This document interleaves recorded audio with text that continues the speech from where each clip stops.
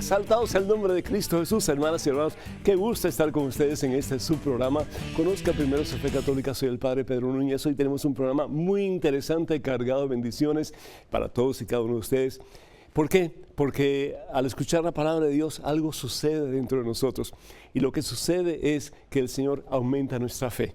Nuestro deseo de conocerle más, de acercarnos más a Él y de cimentar nuestras vidas en esa roca poderosa que es Jesucristo, en quien todo lo podemos y para quien todo es posible.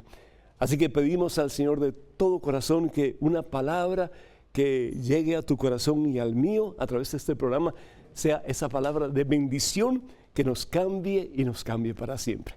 En este momento, antes de hacer absolutamente nada más, antes de responder sus muchas preguntas, sus comentarios, antes de compartir la catequesis del día de hoy con ustedes, les invito, hermanas y hermanos, a ponernos en presencia de Dios. Vamos a orar. En el nombre del Padre, del Hijo y del Espíritu Santo. Amén. Alabado seas mi Dios. Glorificado sea tu nombre, Señor. Bendito seas. Padre Santo, Padre bueno, Padre amantísimo. Hay tanta confusión en el mundo en el día de hoy. Hay tantos caminos que nos dicen, esta es la verdad. Hay tantos medios que constantemente nos están diciendo, es por aquí la cosa, no es por allá, es por el otro lado. Señor, que podamos escuchar la voz de tu Espíritu Santo. Espíritu Santo que nos impulsa, nos lleva, nos ayuda acercarnos más y más a ese que es la fuente de vida y salvación eterna, Padre, que es Jesucristo, tu Hijo, nuestro Señor.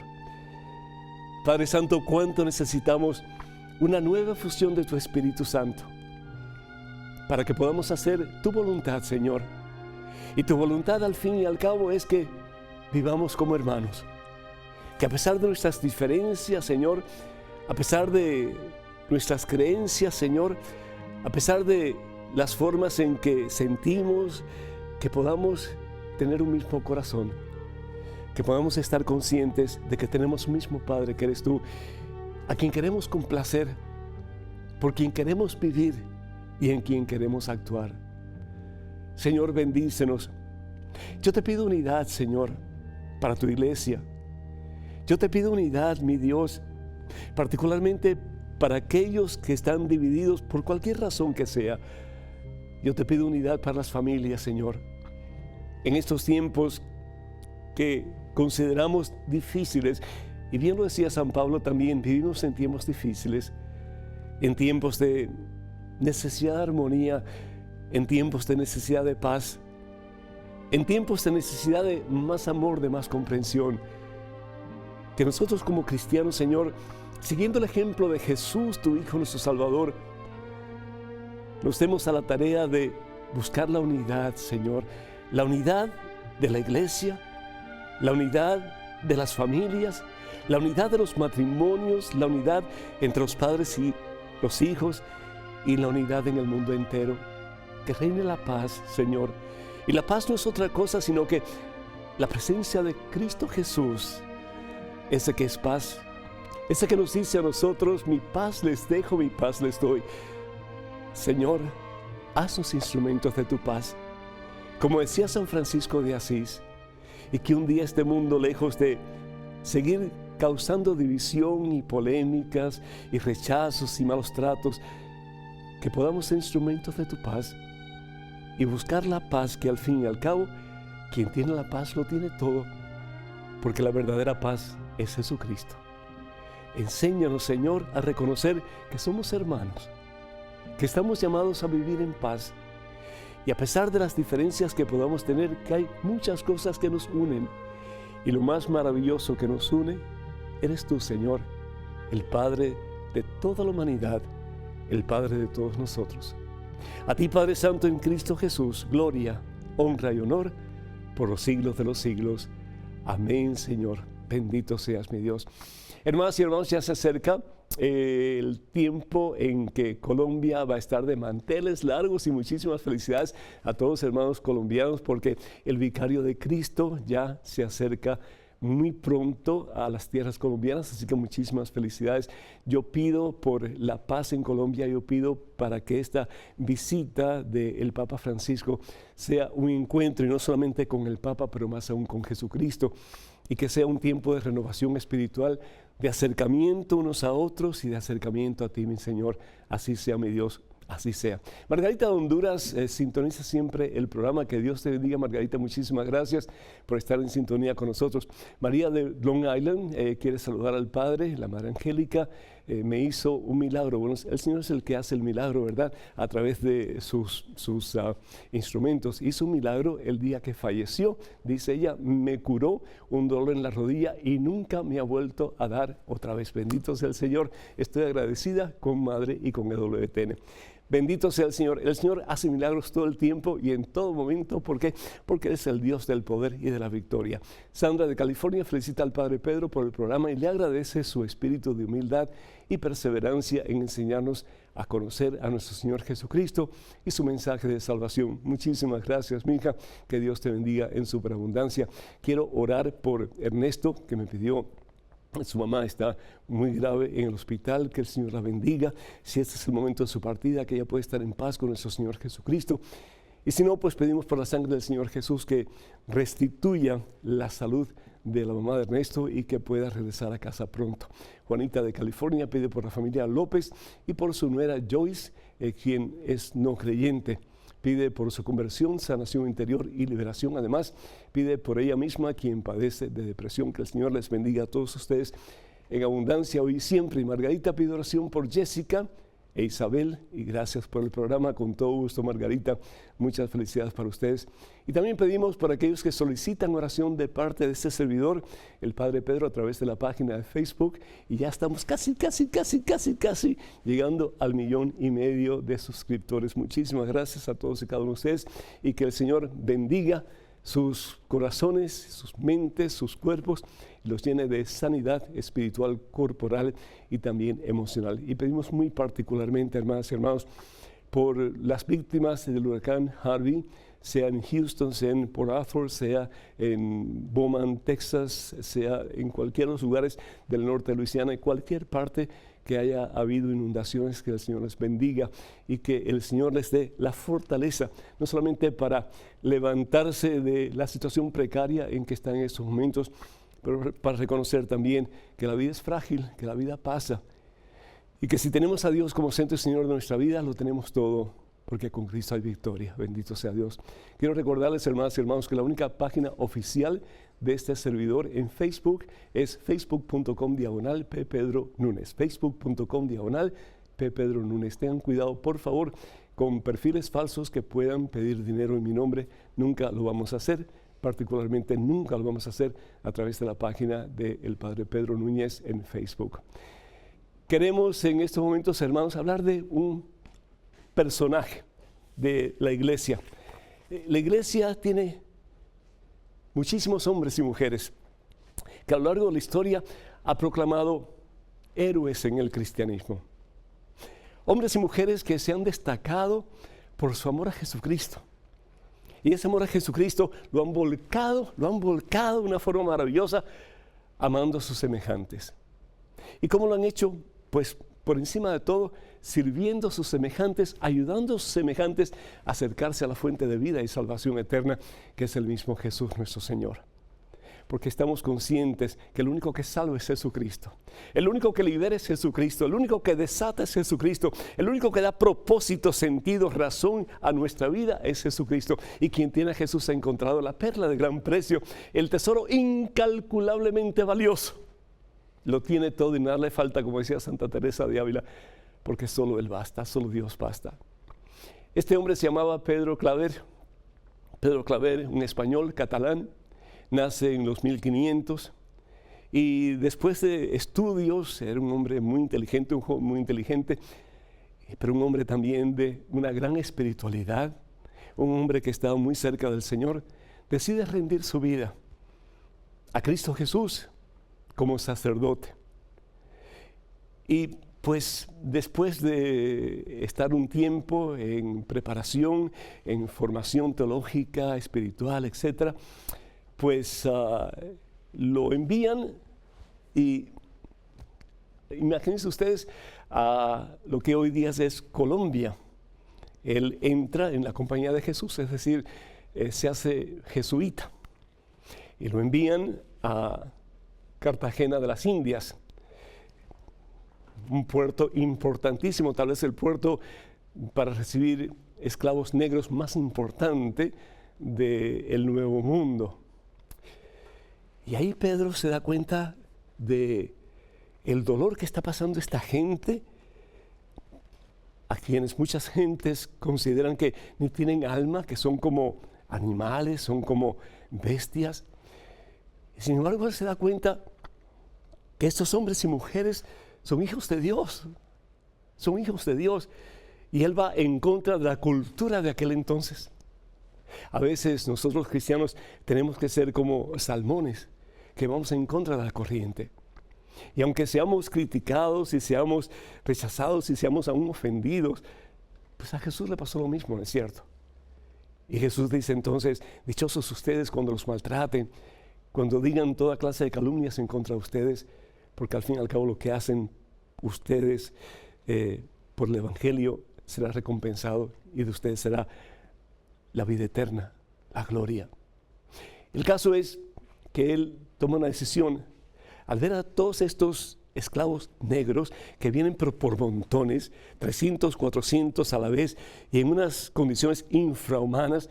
Él se recuerda de aquel pasaje en que el Señor Jesús dice, lo que hagas por el más pequeño de tus hermanos, lo haces por mí. ¿Escucharon? Evangelio según San Mateo capítulo 25, versículo 40. Lo que hagas por el más pequeño de tus hermanos, por el más frágil, por el que está pasando por la miseria más horrible, por el que está más solo, por el que necesita de una mano amiga, por ese que nadie quiere, que nadie ama. Lo que hagas por el más pequeño de tus hermanos, dice el Señor Jesús, lo haces por mí. Y no solamente eso, sino que el juicio final, y Pedro Claver lo entendía muy bien, va a ser precisamente basado en una sola palabra: amor. ¿Cuánto hemos amado? Y no solamente cuánto hemos amado a Dios, a quien no vemos, pero cuánto hemos amado a nuestros hermanos con el amor de Cristo Jesús. San Juan dice, son unos hipócritas y dicen amar a Dios, a quien no ven, pero no aman a sus hermanos, a quienes ven. Pedro Claver se convierte en el defensor de los esclavos, de los negros de aquel entonces. Va constantemente al puerto y cada vez que llega un barco entra en lo más profundo de aquellos barcos, lugares malolientos, horrorosos, apestosos al máximo, porque imagínense 2 meses y medio de travesía y haciendo todas sus necesidades en esos lugares, comiendo lo que le daban.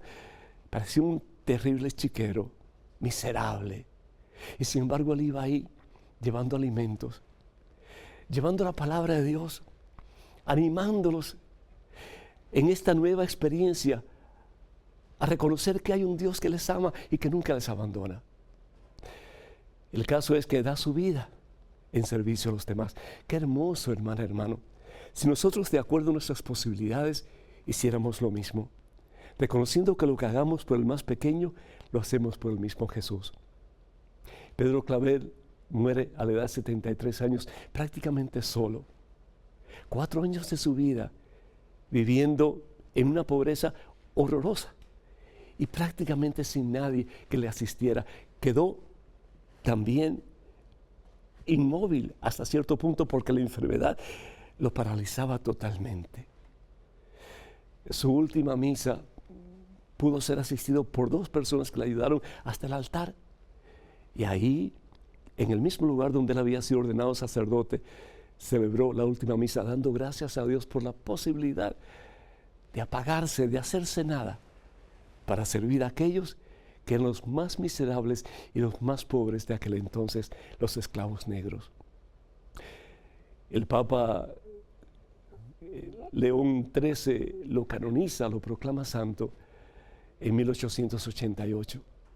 Y hoy día pues es considerado el patrono de los misioneros, particularmente a los de raza negra. Que el Señor nos dé la inspiración de servir a los necesitados, aquellos que se sienten sin nadie que les ayude. Recordando de nuevo lo que dije anteriormente, las palabras del Señor: lo que hagamos o dejemos de hacer por el más pequeño, lo hacemos o dejamos de hacer por el mismo Jesús. Hermanas y hermanos, el teléfono para que nos llamen 205-271-2924. 205-271-2924. Vamos a una pequeñísima pausa, pero regresamos en cuestión de momentos, así que por favor no se vayan, quédense con nosotros.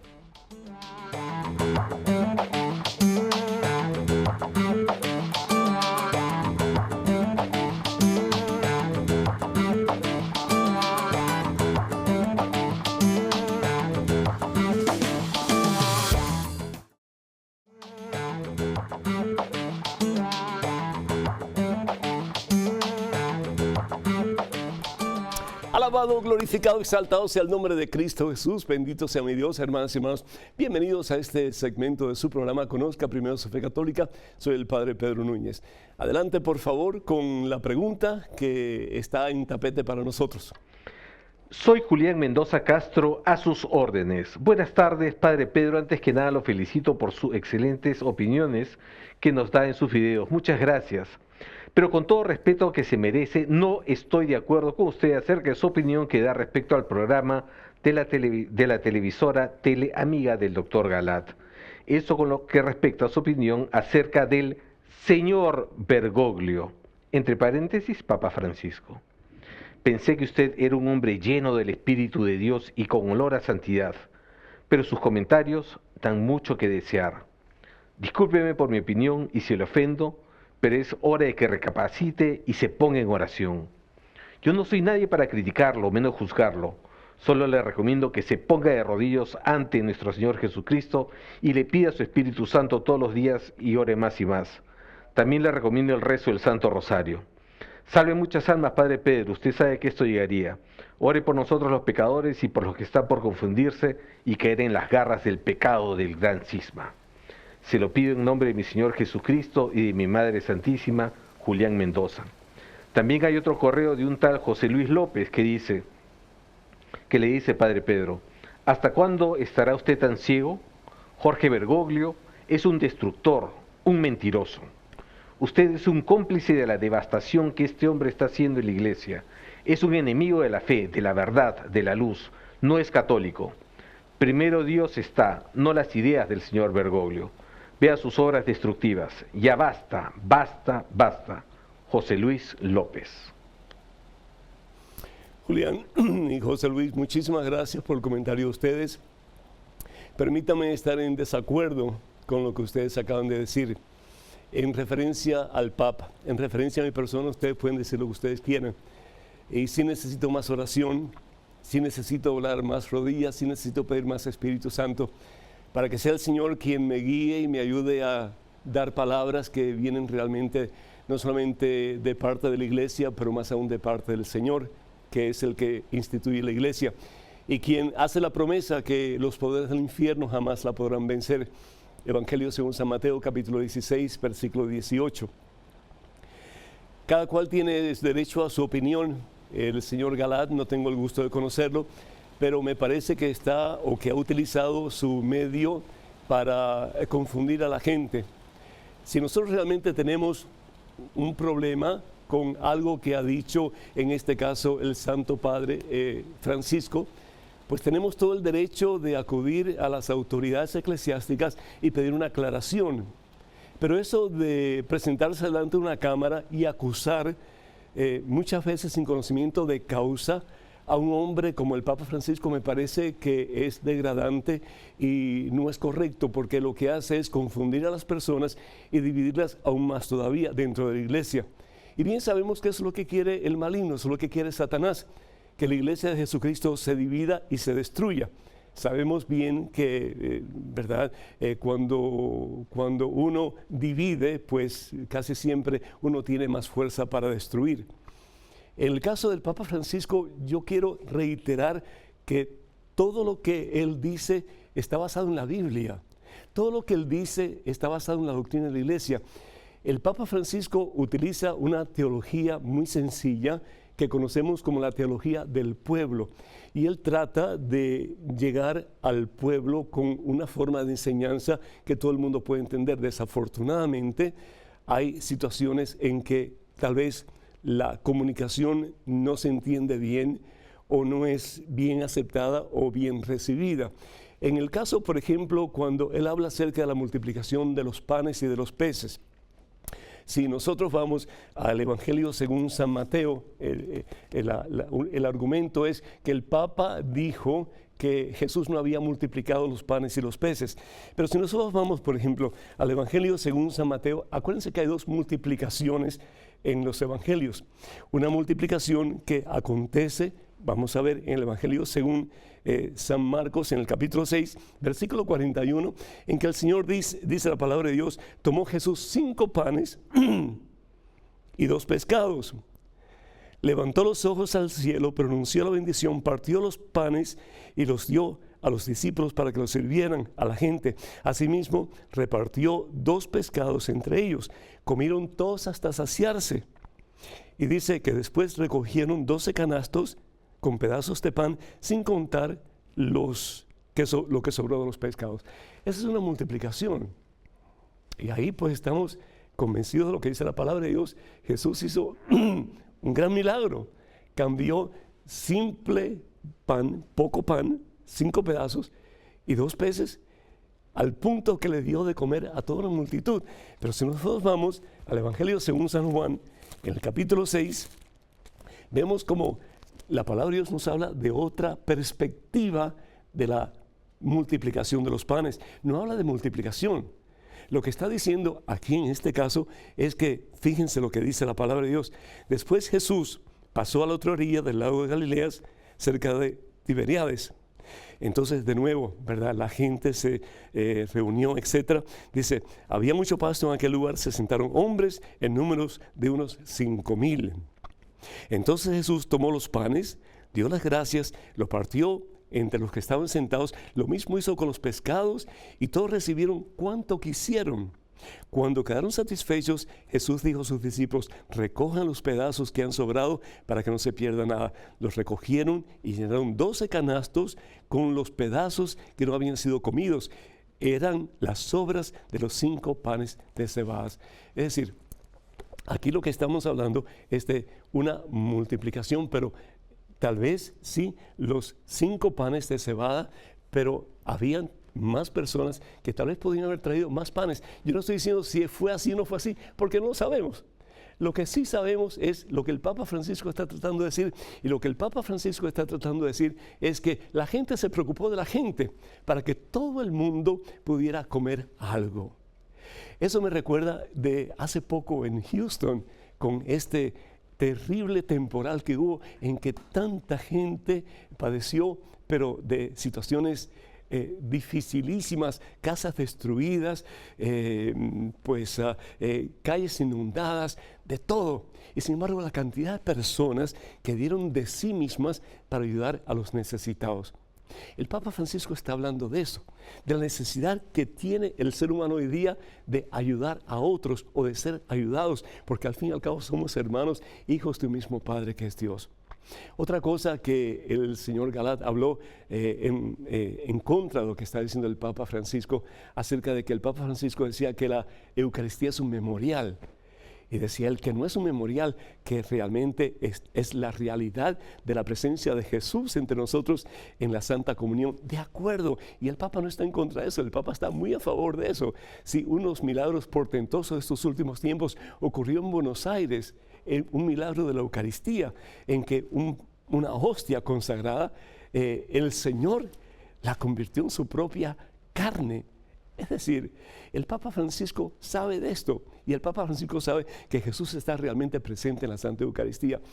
Desafortunadamente, cuando el señor Galat habla acerca de que el Papa está diciendo que es un memorial, pues eso es lo que Jesús dice. Jesús está hablando de que lo que Él está dando, que se haga en memoria de Él.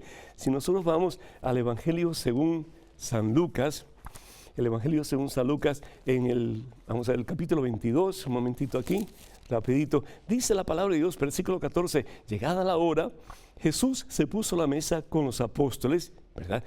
Versículo 19, tomó pan y dando gracias lo partió y lo dio diciendo, esto es mi cuerpo que he entregado por ustedes, hagan esto en memoria mía, hagan esto en memoria mía.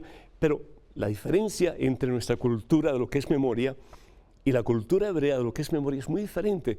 Para nosotros el hacer memoria simplemente es recordar algo que pasó pero que ya no es. Para los judíos del tiempo de Jesús, la memoria era traerlo al presente.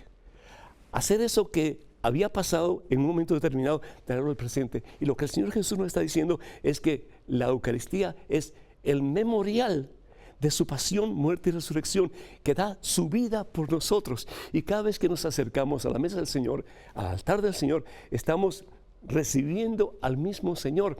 Eso que pasó hace 2000 y pico de años está pasando en ese momento.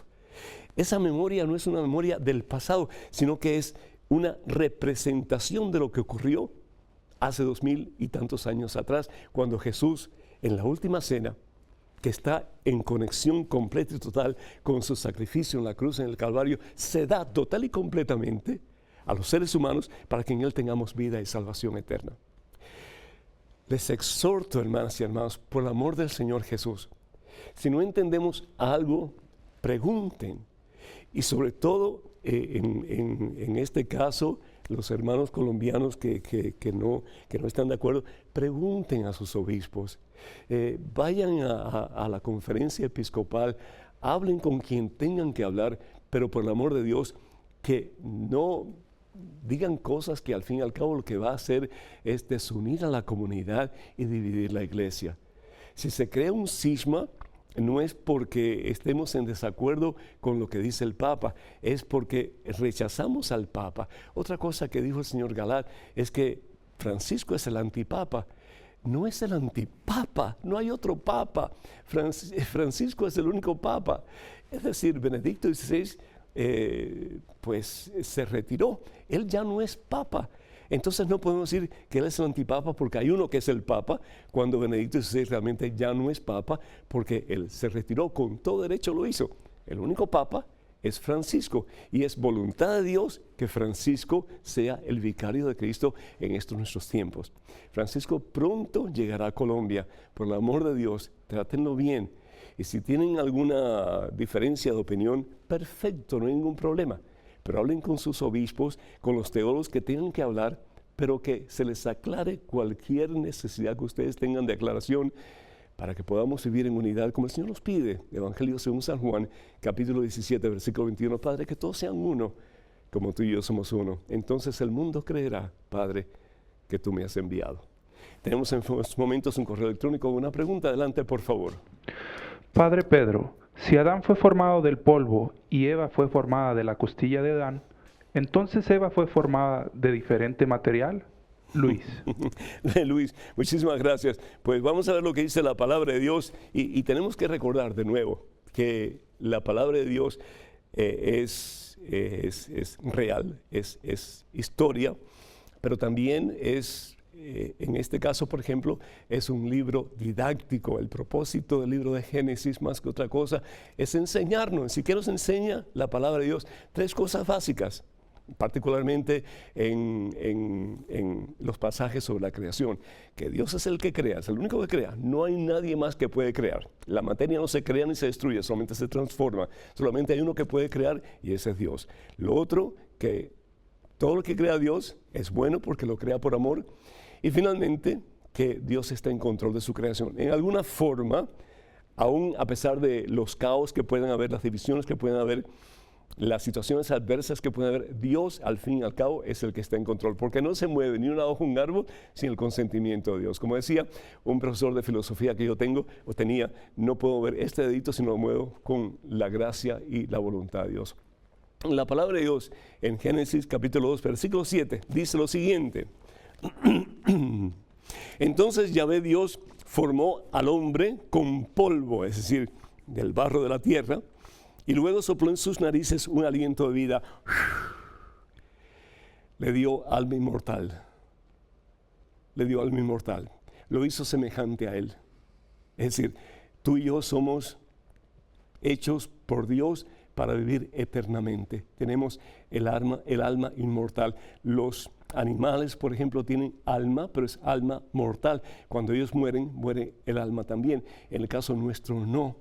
El cuerpo puede morir, pero el alma sigue viviendo para toda la eternidad. En el caso de la mujer, Dios crea a la mujer del costado del hombre, muy cerca de su corazón. Y de nuevo, no para que el hombre la pisotee o degrade su dignidad, pero para que la ame. Entonces dice la palabra de Dios, dice lo siguiente: de la costilla que había sacado al hombre formó una mujer y la llevó ante el hombre, de la costilla, ¿sí? Del lugar cerca de su corazón. Entonces el hombre exclamó: esta sí que es hueso de mis huesos y carne de mi carne. Esta será llamada varona, porque del varón ha sido tomado. Lo importante es en esta enseñanza, como dije anteriormente, es un libro que enseña. Lo encontramos en Génesis, en el capítulo 1, versículo 27, que Dios nos ha creado a imagen y semejanza suya. Y no solamente para vivir eternamente, pero para amar eternamente como Él nos ha amado. Qué belleza, qué maravilla. Tenemos a César de Honduras vía telefónica. César, ¿me escuchas? Sí, buenas tardes. Padre. El Señor te bendice, César. Bienvenido. Adelante, por favor. Gracias. Muchas gracias, igualmente. Gracias. Realmente quiero felicitarlo y agradecerle al canal EWTN y a usted por el contenido y por todas las enseñanzas que nos envíen a través de ese bendecido canal. Gracias, César, gracias. Igualmente creo que no solo yo, sino muchas personas que lo ven han aprendido, enriquecido el conocimiento de Dios que estamos actualmente poseyendo, ¿verdad? Y pues en este andar en los últimos tiempos, pues me he interesado más en conocer la palabra de Dios y también lo que sería las diferencias que hay con los diferentes hermanos, pues los hermanos separados, también los mormones, las diferentes denominaciones, incluso los judíos. Y por esta misma situación, pues llegué a dar con algo que mencionó un judío, ¿verdad? Escuché que esta persona, que no sé si era un rabino en sí, mencionaba que aunque quien se parece a lo mencionado en Isaías 53 es Jesús, pues no creen que él sea el Mesías, porque no hay una cita que diga que la profecía de Isaías 11, versículos 6 al 8, se haya cumplido. Entonces, mi duda es si esta profecía de Isaías 11, 6 al 8 debe ser leída literalmente, como ellos la están esperando, o cómo podría argumentar a un judío o a alguien que piense de esta forma. César, sabes que hay una historia que me gusta mucho. Un sacerdote que sale a la plaza que estaba frente a la iglesia parroquial y se sienta, había bebido mucho la noche anterior, había lodo en el campo frente a la catedral. Y viene un vendedor de jabones y le dice: mire, padre, el cristianismo no funciona, porque mire ese niño que está allá, ese niño pues es producto de una familia que está destruida. Mire toda la violencia que hay en el mundo, mire todas las guerras que hay en el mundo, mire el desamor que hay en el mundo, mire la división que hay en el mundo. El cristianismo no funciona. Y el sacerdote se queda mirando al niño y le dice: ¿sabe una cosa? El jabón tampoco funciona. ¿Cómo es eso, padre, que el jabón no funciona? Mire ese niño del cual usted habla, lleno de lodo por todas partes. Estaba brincando en un charco. Y le dice el vendedor de jabones: pero padre, usted es muy inteligente, usted sabe que para que el niño pueda estar limpio tiene que aplicar el jabón, tiene que bañarse. Y dice el sacerdote: lo mismo sucede con el evangelio. Hay que aplicarlo para que podamos ver realidad esto que la palabra de Dios nos dice. ¿Y qué es lo que la palabra de Dios nos dice? Que un día no se cometerá más el mal, ni nadie hará daño a su prójimo, en todo mi cerro santo, es decir, en todo el mundo. Pues como las aguas llenan el mar, así la tierra estará llena del conocimiento de Dios. ¿Por qué tanta gente en el mundo no conoce a Jesucristo? Porque no nos acabamos de amar. porque no nos sacamos de entender, porque no buscamos la unión entre nosotros, sino que más bien estamos apuntando con el dedo, buscando la división, pensando que somos mejores que los otros y los otros son inferiores. Jesús ha vencido, Jesús nos ha enseñado el camino del amor. Si lo ponemos en práctica o no, depende de ti y depende de mí también. Ojalá que recapacitemos y tomemos la decisión de ser verdaderos discípulos de Jesús y amar al punto que Él nos ha amado a cada uno de nosotros. El teléfono para que nos llamen es el 205-271-2924, 205-271-2924. Vamos a una pequeñísima pausa, regresamos en cuestión de momentos, así que por favor no se vayan, quédense con nosotros.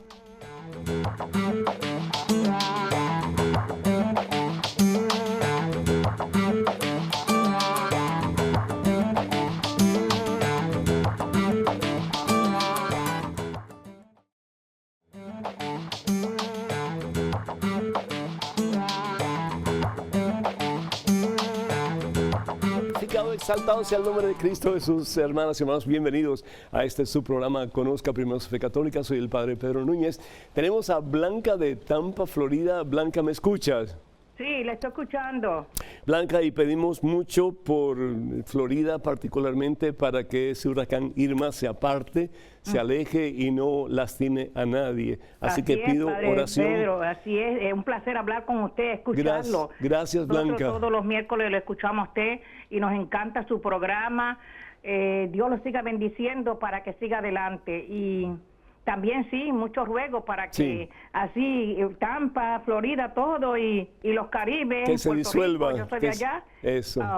Que el Señor los proteja bajo su manto y sigue rogando. Amén, amén. Sí. ¿Su comentario o su pregunta? Sí, padre, pero la pregunta es que yo tengo un bisnieto y ese bisnieto por primera vez está en prekinder. Ajá. A él le dieron como una cartulina y la cartulina lleva unos números y los números que lleva es 15666.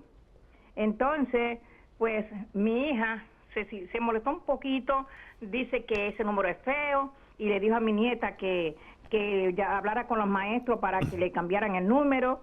Ella dijo que ella no creía eso por el motivo que ese es un número que le dieron de escuela y es un número como cualquier otro. Ella se refería al número que le dieron.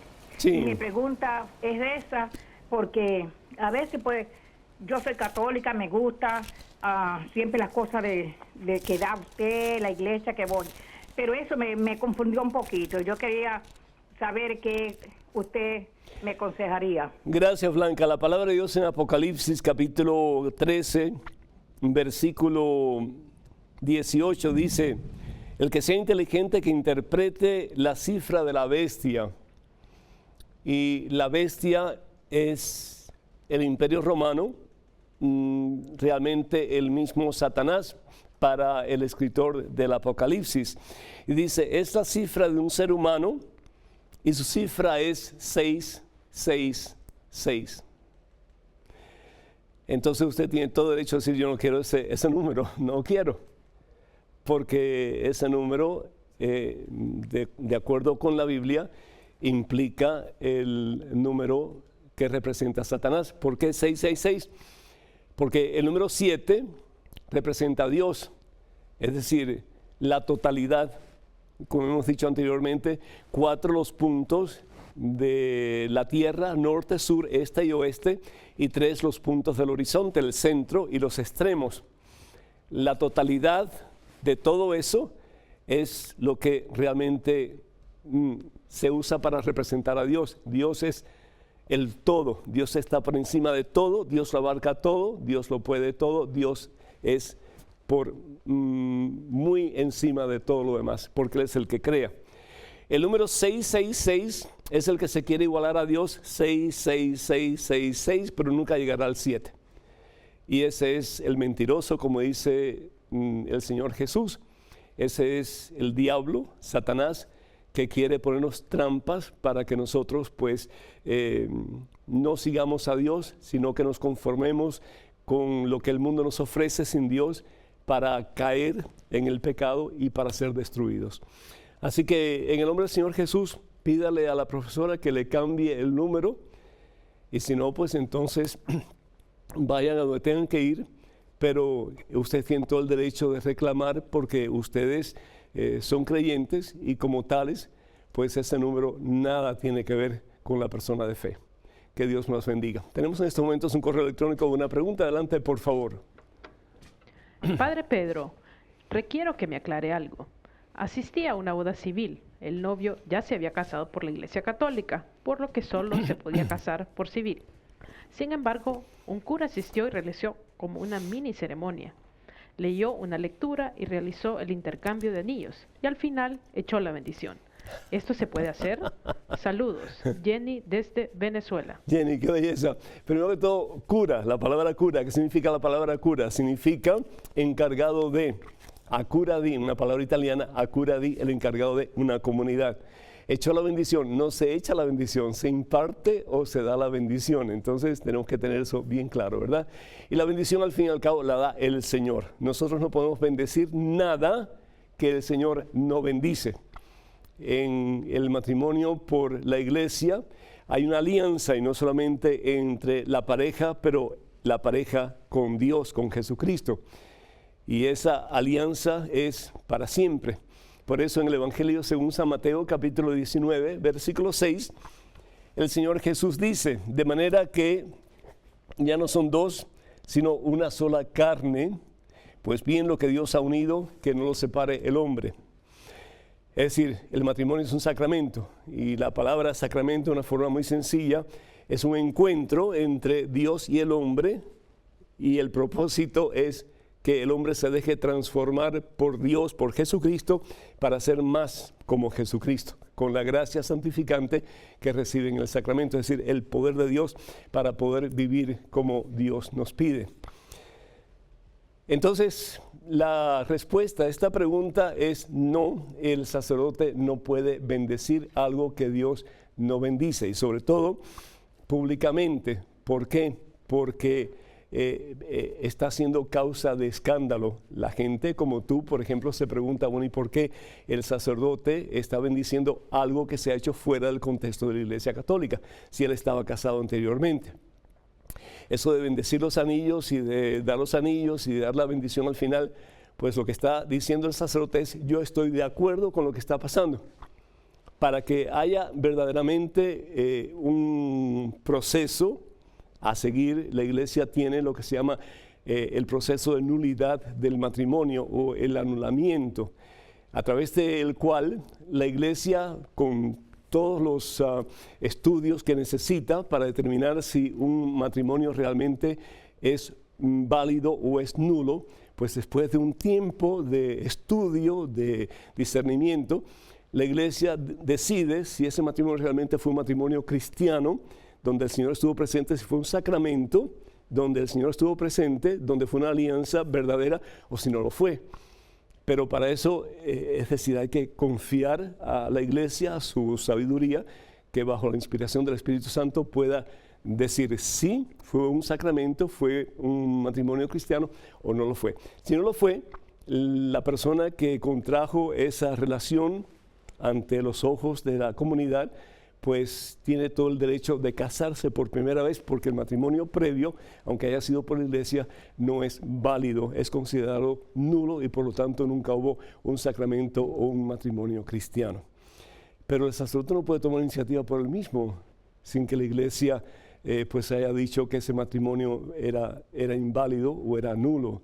Nosotros no nos representamos a nosotros mismos, nosotros representamos a la Iglesia, y en última instancia representamos a Cristo, que fue el que estableció la Iglesia que conocemos como la una santa, católica y apostólica. Tenemos en estos momentos un correo electrónico con una pregunta. Adelante, por favor. Padre, desde hace muy poquito estoy volviendo a rezar. A veces me dejo llevar por la ira y el enojo. ¿Qué me recomienda? Voy a la iglesia y aún sigo así. Quiero cambiar. Gracias. Juan, Buenos Aires, Argentina. Juan, te felicito. El primer milagro que Dios ha hecho, pues te ha ayudado para que regreses a la iglesia. Bendito sea Dios, qué bueno. Entonces, ahora que estás regresando a la iglesia, y espero que te hayas confesado, que hayas sacado todo lo que tenías por dentro que te impedía una relación más estrecha e íntima con el Señor Jesús. Que estés comulgando, y ojalá que estés comulgando con más frecuencia, si es posible, todos los días, Juan, porque si bien es cierto que comemos todos los días para alimentar nuestro cuerpo, que al fin y al cabo se van a comer los gusanos, pues más aún nuestra alma, que tiene valor eterno, valor infinito, porque ha sido creada a imagen y semejanza de Dios. Yo te pido una cosa, que tú puedas controlar tus emociones. Y a veces uno piensa que uno no puede controlar sus emociones, pero bien tú controlas tus emociones o tus emociones te van a controlar a ti. Y la única forma en que nosotros podemos darle nuestra vida al Señor es si nosotros podemos controlar nuestra vida primero para entonces entregársela, porque no podemos dar lo que no tenemos. La palabra de Dios en Proverbios capítulo 29, versículo 11, nos dice lo siguiente: el insensato o el necio, y perdona, no te estoy llamando ni insensato ni necio, estoy simplemente leyendo la palabra de Dios. El insensato da libre curso a su impulsividad, es decir, a su rencor, a su desprecio, a sus juicios, a su ira. El sabio, por el contrario, domina su impulsividad y la calma. ¿Cómo hacer esto? Con la ayuda de Dios, con la fuerza de Dios. Por lo tanto, San Pablo dice lo siguiente en su primera carta a Timoteo, capítulo 2, versículo 8. Quiero pues que en todo lugar donde estén orando, levanten al cielo manos limpias de todo enojo y de toda discusión. Es decir, y si levantas tus manos con enojo y con ira, pues pide al Señor levantar esas manos. Es decir, levantar las manos significa poner la confianza en Dios. Éxodo capítulo 17, Moisés levantando las manos, pidiendo al Señor misericordia para que los amalecitas no ganaran la victoria. Que podamos decirle: Señor, aquí tienes mi ira, aquí tienes mi enojo, entrégasela al Señor. Pero de verdad, entregársela para ya no volverla a tomar. Y vas a ver cómo el Señor no solamente te quita la ira, y te quita el rencor, y te quita el enojo, pero pone paz en tu corazón. Y el amor que tal vez nunca has conocido anteriormente. Y con ese amor vas a poder ver al otro donde está y amarle donde está. Corregirle, sí, pero ya no con juicio, ya no con crítica malsana, sino que con amor. Que Dios te bendiga. Tenemos en estos momentos un correo electrónico con una pregunta. Adelante, por favor. Padre Pedro, recuerdo que en la Biblia Dios se enojó porque le oraban a los ángeles. No recuerdo en qué libro, y tengo una confusión porque antes yo rezaba al ángel de la guarda y desde entonces dejé de rezarle. He oído decir al Papa que recemos a los ángeles, al ángel de compañía o de compañero de viaje. Ayúdeme. Bendiciones, Armida. Ángel de la guarda, dulce compañía. ¿Se acuerdan? Sí. La palabra de Dios nos habla en un sinnúmero de pasajes, especialmente del Nuevo Testamento, acerca de la importancia de la oración de intercesión. Es decir, interceder los unos por los otros. El mismo San Pablo habla de la importancia de que los hermanos oren, que los santos oren. Y para San Pablo, los santos con S minúscula significa los bautizados. Que oren los unos por los otros, porque el mismo Señor lo dice: cuando dos o más están reunidos en mi nombre, ahí estaré yo entre ellos. Y San Pablo pide que los hermanos, los santos, oren por él también, para que dignamente pueda proclamar el evangelio que se le ha encomendado. Los ángeles están mucho más cerca que nosotros del Señor. Es decir, los ángeles sirven al Señor en su trono de gloria. Son los mensajeros del Señor. Qué hermoso, ¿verdad? El poder pedirle a los ángeles que están mucho más cerca que nosotros de Dios, que intercedan ante el trono de gloria por nuestras necesidades. ¿Qué es lo que dice la palabra? Fíjense, yo he leído bastante la palabra de Dios y el único pasaje que yo he encontrado que habla acerca de los ángeles en relación a la oración del hombre hacia los ángeles en una forma negativa, lo encontramos en Apocalipsis capítulo 22, versículos 8 y 9. Aquí dice la palabra de Dios, y este es Juan, el que pues recibe la inspiración de Jesucristo, porque consideramos que el libro del Apocalipsis fue escrito no por Juan, sino que por el mismo Jesús a través de Juan. Y entonces este ángel, que es el que Dios utiliza para revelarle a Juan lo que Dios quiere, pues entonces llega un momento en que Juan piensa que el ángel es Dios y que debe de adorar a ese ángel. Fíjense, a una persona que está tan cerca de Dios, pues tiene que tener cuidado. Dice, yo Juan, capítulo 22, versículo 8, yo Juan vi y oí todo esto, es decir, todo lo que él está escribiendo, él lo vio y lo oyó en alguna forma. Tuvo visiones maravillosas y tuvo locuciones fabulosísimas, es decir, pudo escuchar lo que Dios decía. Al terminar las palabras y las visiones, caí a los pies del ángel que me había mostrado todo esto, y caí para adorarlo. Tremendo. Pero él me dijo, no lo hagas, yo soy un servidor como tú y tus hermanos los profetas y como todos los que escuchan la palabra de este libro. A Dios y solo Dios tienes que adorar. Qué hermoso.